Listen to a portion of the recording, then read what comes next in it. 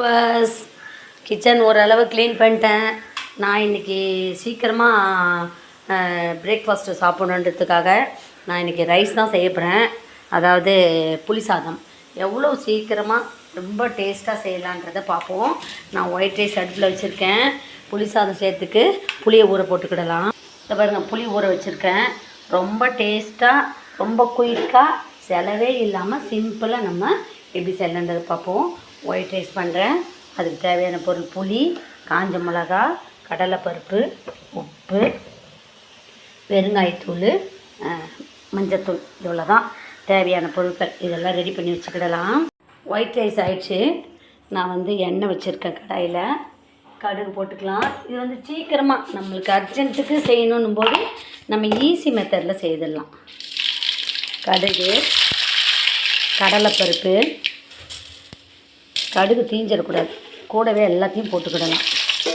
நல்லா இது காஞ்ச மிளகாய் நிறைய போட்டுக்கிட்டேன். கருவேப்பிலை,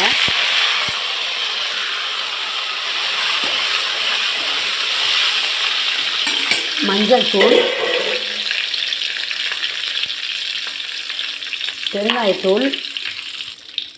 பெருங்காயத்தூள், சால்ட்.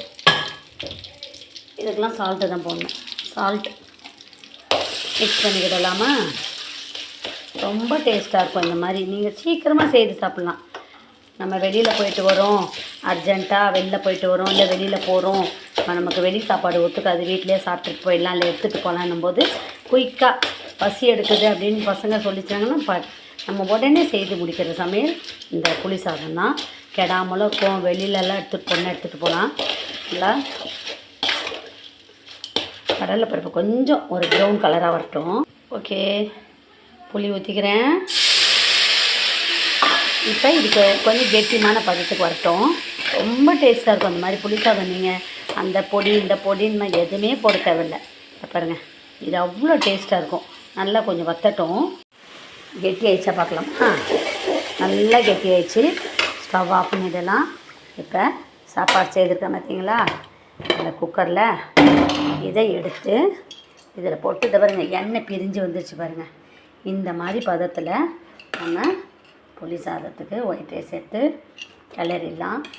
ரொம்ப டேஸ்ட்டாக இருக்கும். ரொம்ப குயிக்காக முடிக்கலாம். ரொம்ப கம்மியான பொருட்களை வச்சு செய்திடலாம். 2 நாளைக்கு கூட கெடாது இந்த மாதிரி புளி சாதம். நம்ம வெளியூர் எங்கன்னா போகும்போது நம்ம எந்த மேலே பொடி, இந்த புளி சாத பொடியெலாம் போடவே தேவையில்லை. இதுவே ரொம்ப டேஸ்ட்டாக இருக்கும். இதுக்கு நம்ம தேங்காய் தொகையில் அரைச்சி சாப்பிட்டுக்கிட்டோன்னு வச்சுக்கோங்க.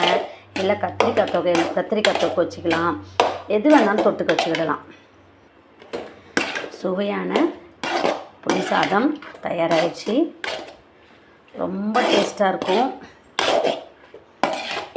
10 நிமிஷத்தில் செய்யலாம். சாப்பாடு ஆயிடுச்சுனாலுமே சாப்பாடு அடுப்பில் வச்சுட்டு ஒரு அடுப்பில் இந்த மாதிரி புளி சாதத்துக்கு புளி தயார் பண்ணிட்டாலுமே போதும். பாருங்கள், சுவையான புளி சாதம் தயாராகிடுச்சு. இப்போ டேஸ்ட் பண்ணி பார்ப்போமா? பார்க்கலாமா?